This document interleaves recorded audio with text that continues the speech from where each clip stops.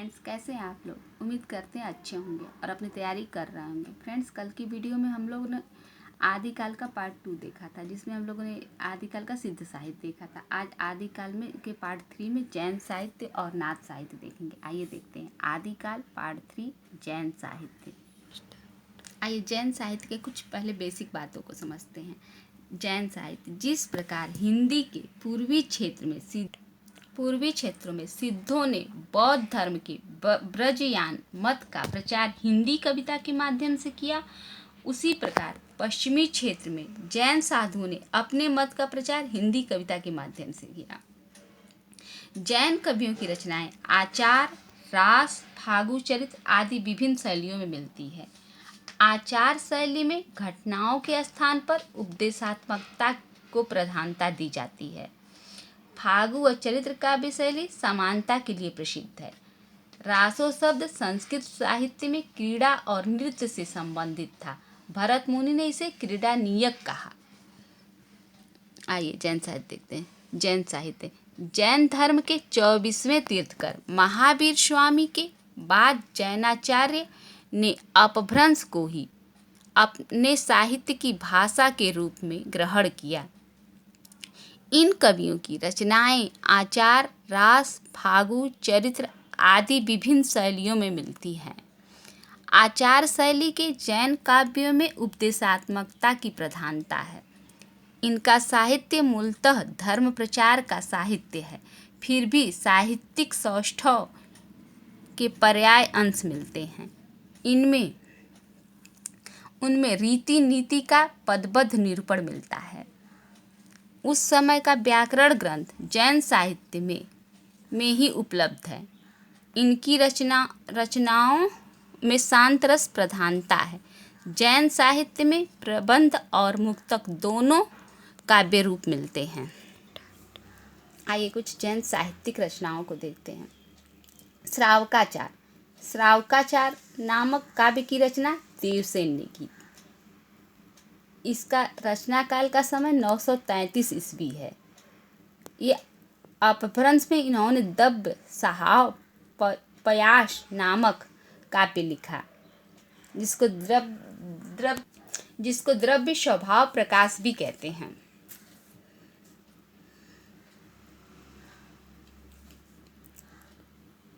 इनकी अन्य रचनाएं लघु नयन चक्र, ये हिंदी में है, व दर्शन सार, ये भी हिंदी में है।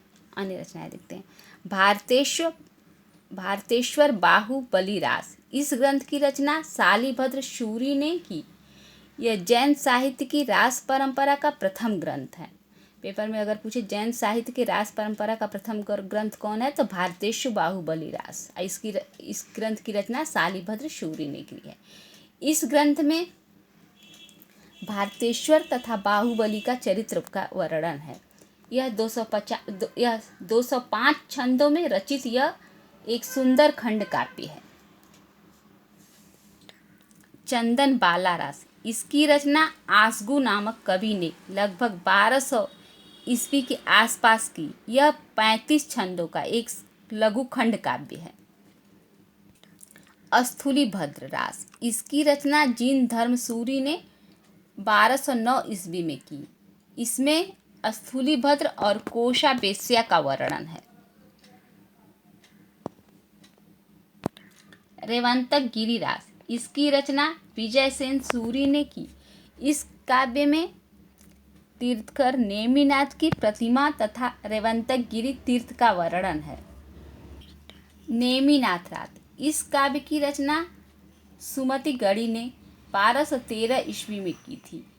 58 छंदों की इस रचना में कवि ने नेमिनाथ का चरित्र सरस शैली में वर्णित किया है। नेमिनाथ के प्रसंग में श्री कृष्ण का वर्णन इस काव्य का विषय है। रचना की भाषा अपभ्रंश से प्रभावित राजस्थानी हिंदी है। प्रथम ऐतिहासिक रास ग्रंथ शालिभद्र सूरीकृत पंच पांडव चरित रास माना जाता है। अगर पेपर में पूछे कि प्रथम ऐतिहासिक रास ग्रंथ कौन है, तो शालिभद्र सूरीकृत पंच पांडव चरित रास है। नाथ साहित्य, आइए नाथ साहित्य के बारे में पढ़ते हैं। नाथ साहित्य राहुल सांस्कृत्यायन ने नाथ पंथ को सिद्धों की परंपरा का ही विकसित रूप मानते हैं। इस पंथ को आरंभ करने का श्रेय मतेंद्रनाथ, मच्छंदरनाथ तथा गोरखनाथ माने जाते हैं। हजारी प्रसाद द्विवेदी के अनुसार नाथ पंथ या नाथ संप्रदाय को सिद्ध मत, सिद्ध मार्ग, योग मार्ग, योग संप्रदाय, अवधूत मत एवं अवधूत संप्रदाय आदि अनेक नामों से जाना जाता है। सिद्धगण नारी को भोग में विश्वास करते थे, परंतु नाथपंथी इसके विरोधी थे। गोरखनाथ को नाथ साहित्य का आरंभकर्ता माना जाता है। गोरखनाथ के गुरु का नाम मतेंद्रनाथ था। मतेंद्रनाथ की एक रचना है कौल ज्ञान निर्णय, इसको याद रखेंगे। मतेंद्रनाथ की रचना क्या नाम है? कौल ज्ञान निर्णय। हठयोगियों के सिद्ध सिद्धांत पद्धति ग्रंथ के अनुसार ह का अर्थ सूर्य तथा ठ का अर्थ है चंद्र। इन दोनों के योग को ही हठयोग कहते हैं। गोरच सिद्धांत ग्रंथ के अनुसार नाथों की संख्या 9 है। वे ये हैं। ये प्रश्न में तो पेपर में तो नहीं पूछे जाते हैं, परंतु जानकारी के लिए इसको हम लोग याद रखते हैं। नंबर 1 पर नागार्जुन, 2 पर जड़ भरत, 3 पर हरिश्चंद्र, चौथा सत्यनाथ, 5वां भीमनाथ, 6वां गोरखनाथ, 7वां चरपटनाथ, 8वां जलंधर, 9वां मल्ल्यार्जुन। गोरखनाथ ने नाथ संप्रदाय में हठ योग का प्रवर्तन किया। उनके ग्रंथों की संख्या 40 मानी जाती है, परंतु डॉक्टर पीताम्बर दत्त पड़थवाल ने 14 को ही प्रमाणित माना है और अब 14 ही पेपर में पूछता है।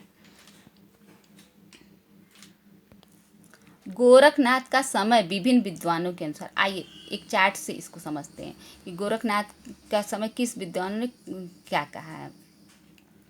विद्वान समय राहुल संस्कृत्या ने गोरखनाथ का समय 845 ईस्वी माना है। डॉक्टर हजारी प्रसाद द्विवेदी ने गोरखनाथ का समय 9वीं शताब्दी माना है। पीताम्बर दत्त पड़थवाल ने गोरखनाथ का समय 11वीं शताब्दी माना है। रामचंद्र शुक्ल ने गोरखनाथ का समय 13वीं शताब्दी माना है। राम कुमार वर्मा ने गोरखनाथ का समय 13वीं शताब्दी माना और 13वीं शताब्दी ही सर्वमान्य है। इसको याद रखेंगे क्योंकि पेपर में अक्सर पूछ जाता है कि कौन से विद्वान ने गोरखनाथ का समय कौन माना, तो इसको हम लोग याद रखेंगे। हजारी प्रसाद द्विवेदी के अनुसार इन्होंने गोरखनाथ के संबंध में कहा है कि शंकराचार्य के बाद इतना प्रभावशाली और इतना महिमान्वित भारतवर्ष में दूसरा नहीं हुआ। भारतवर्ष के कोने कोने में उनके अनुयायी आज भी पाए जाते हैं। भक्ति आंदोलन के पूर्व सबसे शक्तिशाली धार्मिक आंदोलक गोरखनाथ का भक्ति मार्ग ही था। गोरखनाथ अपने युग के सबसे बड़े नेता थे।